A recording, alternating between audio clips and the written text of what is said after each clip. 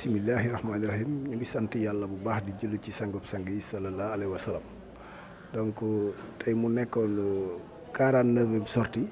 ñu ñëw fii tey le 23 mars ñëw fii ci hôpital Idriss Louké bu Diourbel doon def social comme d'habitude ni ñu koy defee rek tey nag 49e sortie maanaam di dugg ci juróomi at yoo xam ni chaque fin du mois ñu ngi ñëw di dimbali néew ji doole yi muy malade yi nga xam ne dañ fi nekk te seen loxo jotul seen ginnaaw ñu ñëw fii di leen dimbali ci suñu doole waaye également di wax ni dañuy nuyu le président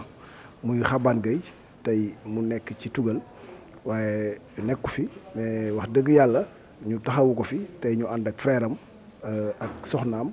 ak jigéenam ak doomam ñu ànd ak Gora Diallo tey ñëw fii ci hôpital bi doon fi def social.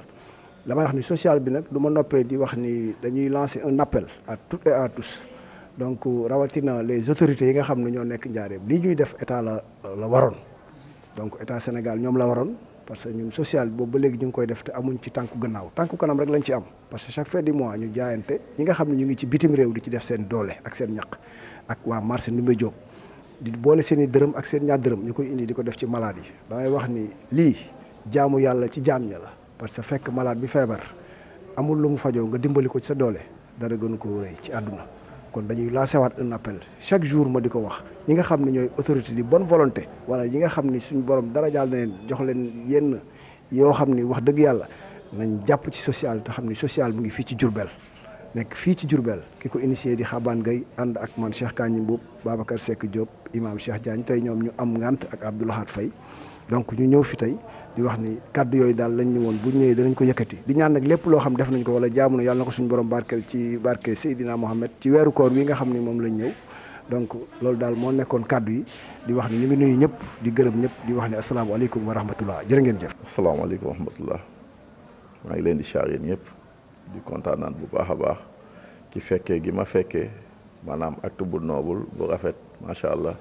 boo xamante ni jàpp naa ni jaamu yàlla mënu koo féete kaw. waaw li ko sawaay di waxee rek œuvrer pour Dieu à travers les hommes mooy lii liggéeyal yàlla ci jaami yàlla yi maanaam dafa am solo donc comme man fi may comme sawaay moom daanaka wax na ni mbir association yi yëpp demee boo dee wax dëgg man maa ngi koy musa tey jii laa koy musa fekkee mais gis naa lu kawe sama njort vraiment tey dana mu motiver na ma ba nga xamante ni incha allah bëggu mooy di ci des ginnaaw bëgg naa ni lépp lu ci nit ñi def ma daal di koy def wala ma def lu ko romb incha allah. ndax it wax dëgg yàlla àdduna moom kenn xamul suban lay demee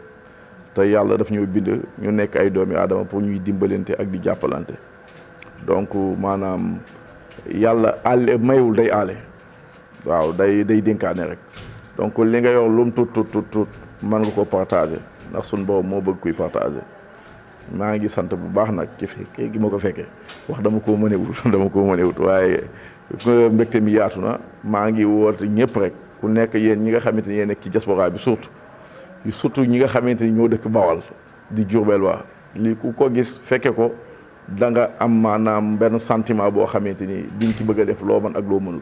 kon moom maa ngi woo fo sama kàddu yam daal maa ngi woo ku ci nekk jéem cee taxaw xam ni ku ci nekk la nga koy def sa bopp dong koy defal waaw kenn defu ci kenn dara te it kenn deful ci kenn parce que lii moom mënut a weesu sunna macha allah. moom daal xol sedd na rafet nañ lool te bég nañ ci macha allah wasalaamaaleykum wa rahmatullah. waaw asalaamaaleykum wa rahmatullah waaw maa ngi am kontaan bu baax nag vraiment ndax lii maa ngi koy soog a fekkee tey lii lu baax la lu rafet la waaw macha allah ndax ñëw ci hôpital bi nii di seet si malade yi di ñëw di leen jox di muy dimbali ko tamit moom kontaan naa ci man damaa mënul wax. waaye lii moom macha allah kontaan naa lool sama xol sedd na.